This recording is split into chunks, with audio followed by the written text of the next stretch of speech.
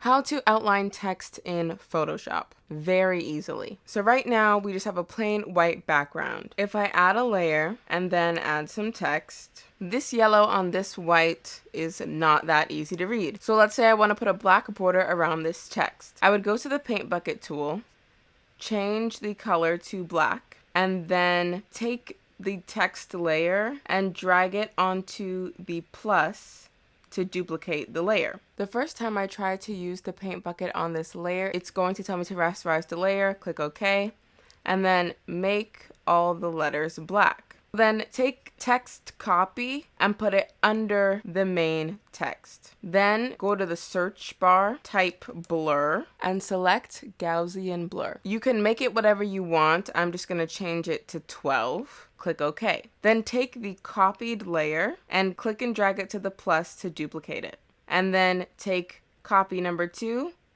drag it, duplicate it.